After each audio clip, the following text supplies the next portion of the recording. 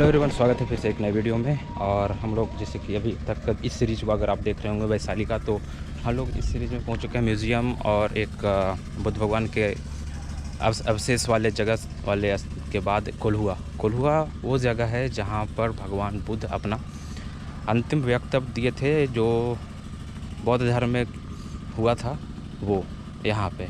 और इस जगह पे फिर महाराज अशोक, सम्राट अशोक जो भी उन्होंने इस जगह पे एक बलुआ पत्थर से स्तंभ का निर्माण करवाया। उसे बौद्ध स्तंभ का यहाँ पर बना हुआ है, सामने दिख रहा होगा। और ये स्तूपा उसी याद में बनाया हुआ है। ये समझिए ईसा पूर्व के आसपास की कहानी है, घटना रही है। और ये देखिए यहाँ पर इतना पुराना भग्नावशेष है बना हुआ। ये उस समय का पत्थर आपके सामने दिखाई दे रहा है, लगभग 2500 साल पहले का स्तूपा बना हुआ। ऐसा एक स्तूपा हमारे बोध गया में है, जो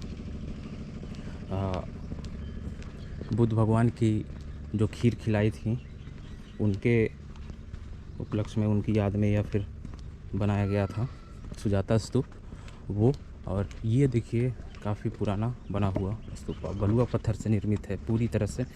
ऐसा ही अशोक स्तंभ जिसके ऊपर सिंह बना हुआ, और दिल्ली मेहरौली में है लौह स्तंभ, वैसा ये लौह का तो नहीं बना हुआ है लेकिन बलुआ पत्थर का है। और अभी भी देखिए रौनक बिल्कुल वैसा ही है।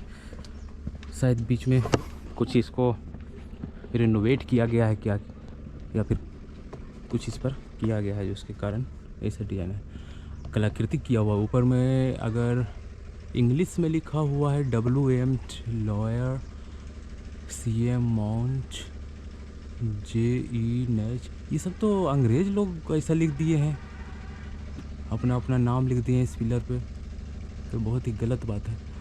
ऊपर में जो अशोका स्तंभ के ऊपर में जो बना हुआ है शेर का चिन्ह, वो बाद में बना है या फिर पहले का? मेरे हिसाब से पहले का होना चाहिए। वो भी सेम पत्थर का ही बना हुआ है, लेकिन ये लिखा हुआ काफ़ी बीच में इंग्लिश में। ये लॉर्ड कनिंघम के टाइम में जब इसका उत्खनन हुआ था, उसके बाद हमको लगता है ऐसा छेड़छाड़ किया गया होगा। बाकी अवशेष देखिए इस तरह पूरा। यहाँ पर महात्मा बुद्ध ने अपना अंतिम उपदेश दिया था, और भी कई चीज़ यहाँ इतिहास गवाह रही है। इस तरफ लगता है छोटा सा पॉन्ड बना हुआ है, तालाब। नीचे भी उसी समय का बना हुआ है फर्श, अभी भी बिल्कुल सही कंडीशन में। ये देखिए यहाँ शायद उत्खनन हुआ है, और इसी उत्खनन में कई चीज़ यहाँ से मिले हैं, जले हुए बर्तन। ये आपको वैशाली के म्यूज़ियम में देखने को मिलेगा। पानी काफ़ी साफ़ दिख रहा है, हालांकि अंदर में शैवाल है इसलिए हरा हरा ज़्यादा दिख रहा है। इस तरफ से देखिए कितना सुंदर दिख रहा है ये जगह। इतिहास के झरोखों में ये पन्ना काफ़ी धुंधला नज़र आता है। हम लोगों ने मुगल मुगल मुगल मुगल पढ़ पढ़ के ये जो अपना वास्तविक इतिहास है इसे कहीं भुला सा दिया है। तो ज़रूरत है ये जगह, इस जगहों को हाईलाइट करने का, और यहाँ पर टूरिज़्म को ज़्यादा बढ़ावा देने का। अभी हाल फिलहाल में संसद भवन में एक नया मानचित्र लगा था। नया क्या, वो पुराना मानचित्र है जो मौर्यन एम्पायर को दर्शाता है। उसमें दिखाया गया है कि मौर्यन एम्पायर कहाँ से कहाँ तक विस्तार से भरा हुआ था। वैशाली भी एक समय पे मगध की राजधानी हुआ करती थी, और यहाँ पर एक राजनर्तकी आम्रपाली काफ़ी फेमस है, उनके नाम पे काफ़ी चीज़ें चलती हैं, वो भी यहीं से बिलोंग करती थी। तो बाद में मौर्यन एम्पायर के समय तो पटना राजधानी हो गया, लेकिन ये ऐतिहासिक जगह बिल्कुल छुप सा गया। देखिए सारे स्थानों पर अलग अलग लिखा हुआ है, 48 करके ये भी कुछ समथिंग मार्क्स किए गए हैं। लॉर्ड कनिंघम ने काम तो अच्छा किया, उत्खनन करवा के और इन जगहों को बाहर निकलवा के, लेकिन उसके पीछे उसका उद्देश्य कुछ और है। आज अंग्रेज़ों को जानते होंगे कि चलो कहीं कुछ खजाना मिल जाए, उस तरह से। भारतीय इतिहास बहुत ही पुराना है, और नई जनरेशन को खास करके जानना चाहिए, इंटरेस्ट लेना चाहिए इन चीज़ों में। यहाँ पर देख सकते हैं ईंटों में भी कारीगरी की गई थी उस वक्त, या ईंट बनाने के बाद की गई हो या फिर सांचा इस तरह का बनाया गया हो। देखिए ये अलग है उससे, और यहाँ पे उससे अलग है जो पहले वाला था, ये बिल्कुल अलग है, ये बिल्कुल अलग है, सब अलग अलग तरह का ईंट है। और ऐसा कारीगरी मुझे ज़्यादा जगह देखने को नहीं मिला, लेकिन कुछ कुछ जगहों पर देखिए यहाँ पर कुछ अलग, ये सिंबल है किस चीज़ का है पता नहीं चल रहा है कि इस पत्थर में कुछ लिखा हुआ है, पत्थर नहीं ईंट ही कहेंगे, यहाँ कुछ लिखा हुआ है, ये फिर अलग सिंबल है यहाँ पर बना हुआ। और यहाँ पर देखिए ये बिल्कुल ही अलग है, मंदिर नुमा शेप दे करके कुछ बनाने की कोशिश की गई है। ये देख सकते हैं यहाँ पर भी फ्लावर का शेप दिया गया है ईंटों में, और ये एक स्तूपा टाइप से बनाया गया है। यहाँ पर ये डिज़ाइन कुछ अलग है, क्रॉस कट करके बनाया हुआ। और जैसे जैसे अलग अलग चीज़ें हमें देखने को मिल रही हैं पिलर के आसपास वाले, खास करके काफ़ी जगहों पे। यहाँ पर अगर इन प्लेस पर देखिए शायद यहाँ पर कुछ अग्नि प्रज्वलित की जाती होगी उस वक्त, उसका एक स्पेस बनाया हुआ है। नीचे में ये डिज़ाइन कुछ अलग दिया हुआ है, ये वाला, यहाँ ये अलग है, ये अलग है। और इस स्तूपा का स्लैब अगर देखें तो अभी एक टाइल्स का स्लैब जैसा ये बना हुआ है, बीच में टुकड़े वाले, फिर उस तरफ का चौड़ा, फिर टुकड़ा, और फिर वो चौड़ा वाला बना के ऊपर तक ले जाया गया। पत्थर जैसा मजबूत लग रहा, ये तो मुझे लग चुका है। ये ऊपर में फ्लावर का शेप टाइप से लग रहा है, अलग अलग। मतलब इस कंस्ट्रक्शन को देख सकते हैं, बाहर वाले ईंट काफ़ी अच्छे कंडीशन में हैं और अंदर वाले अलग अलग टाइप से बने हुए हैं। और इन ईंटों के देखिए ये पतला है कुछ, ये अलग है, इस तरह से बनाया गया है कि गोल टाइप से लगे, एक कर्व किया गया है यहाँ से इस तरह से, ये बिल्कुल डिफर कर रहा है इससे, ये ऊपर से कर्व हो रहा है इस तरह से ईंट। तो ईंट में भी वैरायटी यहाँ देखने को मिली। तो मतलब उस समय हमारी टेक्नोलॉजी इतनी थी, जैसे ये इस तरह से कर्व है, और यहाँ देखिए ये इस तरह से स्लाइड होकर कर्व हो रहा है ना, बारीक काम किया गया है उस समय ईंटों में। इसका कंसेप्ट देखिए, इसका कॉर्नर देखिए, ये ईंट का, और ये तिरछा ईंट है, इस तरह से डायगोनल बना हुआ अलग है। ये ईंट देखेंगे तो ये बिल्कुल अलग है, इसका लंबाई देखिए ये ज़्यादा है, यहाँ पर देखेंगे तो ये कर्व है, और ये तो इतनी तरह का इसका उल्टा है, अपोजिट साइड से आया हुआ। इतनी वैरायटी तो अभी तक ईंटों में होती ही नहीं है। ये देखिए यहाँ से कटा हुआ, यहाँ से कटा हुआ, ये ईंट अलग है, और ये ईंट के जस्ट ऊपर ये ऐसा लग रहा है दोनों ब्लॉक कर रहा हो। यहाँ पर भी ये भी तरह से ये ईंट अलग है, ये अलग है, ये अलग है, इसका कंस्ट्रक्शन ये दोनों मिल रहा है, फिर ये अलग है, उसके नीचे वाला ये अलग है। देखिए ये बना हुआ, क्या दिमाग लगा। यहाँ से देखिए ये स्लोपी बनाया हुआ है, स्लोप देख करके कितना उन्नत तकनीक होगा उस समय, ईंट बनाने में महारत हासिल था, बताइए। और उस तरफ चलते हैं, उस तरफ भी कुछ कुछ दिखाई दे रहा है हमें, आगे जाते हैं।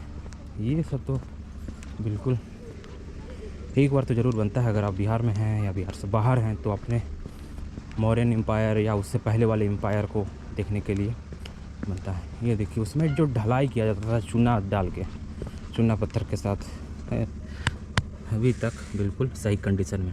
और इसमें ईंटों के टुकड़ों का उपयोग किया हुआ है, ना कि पत्थर। पत्थर बहुत कम है, बहुत कम, और ईंट के टुकड़े से ढलाई, अभी तक ढलाई सही है।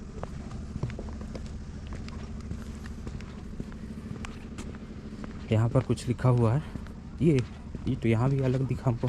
नीचे वाला डिज़ाइन देखिए, नीचे वाला डिज़ाइन, और ये कर्व शेप में बना हुआ ईंट, ऊपर से देखें तो ऐसा डायगोनल डिज़ाइन है। यहाँ भी अलग, ये अभी वाला ईंट है, मॉडर्न ईंट कंस्ट्रक्शन देखिए, सिर्फ ये साइज का।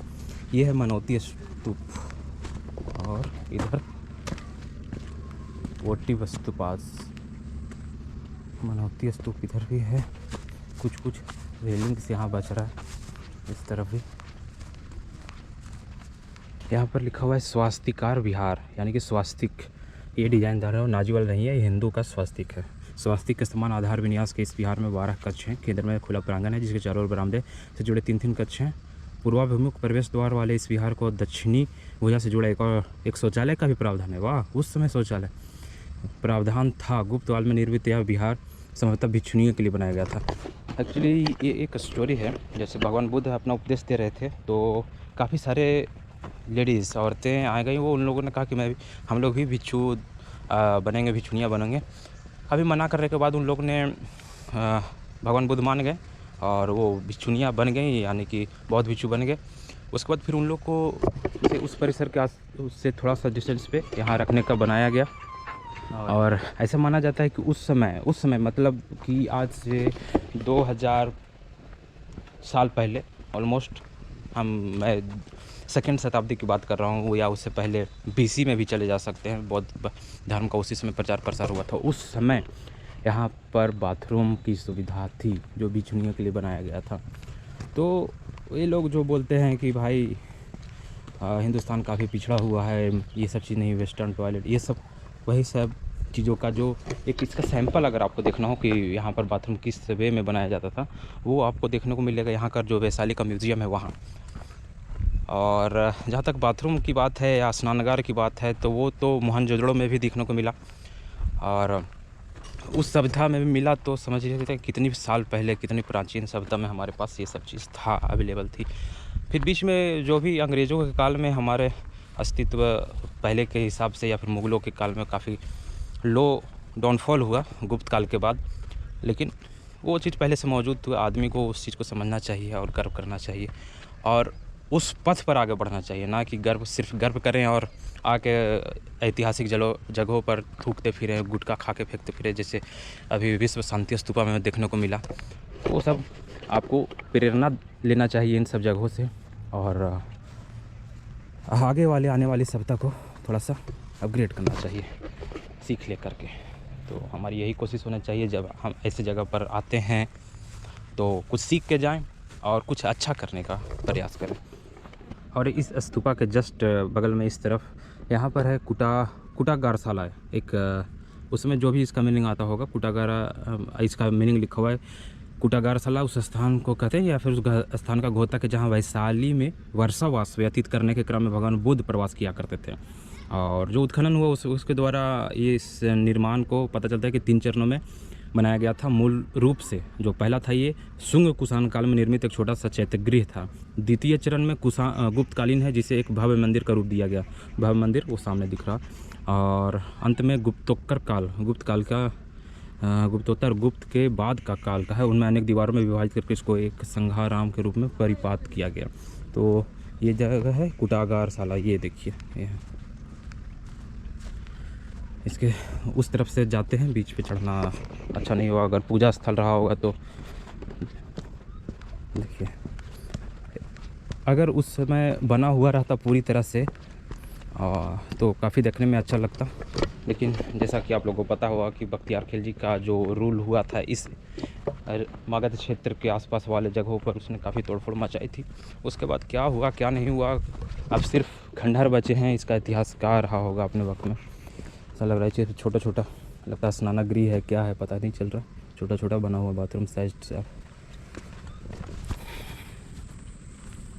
काफ़ी टूट चुका है। ये मंदिर रहा होगा या फिर इस तरफ तो पार्क बना हुआ है।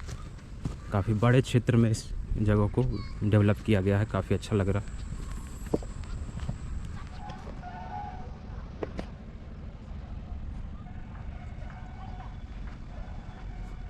इस स्तूपा के पास पहुंच गए और देखिए इसका पॉन्ड, इसका थोड़ा सा पानी इसमें काफ़ी ठंडा है और छिड़कते हुए अपने ऊपर ये 2nd सेंचुरी के आसपास का बना हुआ पानी से छिड़काव करते हुए। वो देख सकते हैं सामने एक पानी का स्रोत भी बनाया हुआ है, कहीं जाने का या फिर आने का पता नहीं चल रहा। इस स्थान से चलते हैं धीरे धीरे वापस अपने शहर की ओर। काफ़ी फॉरेनर टूरिस्ट यहाँ पर आ गए हैं। अब बौद्धिस्ट खास करके इस जगह को देखने आते हैं। देखने लायक जगह है, आप ज़रूर आइए, ज़रूर विजिट कीजिए इस जगह। काफ़ी अच्छा प्लेस है। यहाँ पर देखिए पानी का निकासी का स्रोत है या आने का स्रोत है, पता ही नहीं चल रहा है। वाह, पता नहीं उस समय का पाइप बना हुआ है, आवाज़ गूंज रही है। काफ़ी अंदर का है, दिख नहीं रहा। ये बना हुआ है इस कॉर्नर पे और शायद और भी कॉर्नर पे बना हुआ होगा। क्या व्यवस्था था उस समय, बहुत ही बेहतरीन, बहुत बेहतरीन देखने को लगा। आना वर्थ है बिल्कुल। आइए इतिहास से रूबरू होइए। और फिर लगभग आधा 1 घंटा के बाद हम यहाँ से प्रस्थान कर रहे हैं अपने होम टाउन की तरफ काफ़ी अच्छा लगा हमें इस जगह पर आकर के। और उम्मीद करेंगे कि आपको ये वीडियो पसंद आया होगा, ये वैशाली का सीरीज आपको पसंद आया होगा। लाइक करें, सब्सक्राइब करें, शेयर करें और सजेस्ट जरूर करें कि कैसा लगा। रिव्यू हमें ज़रूर दें। Thanks for watching, stay tuned.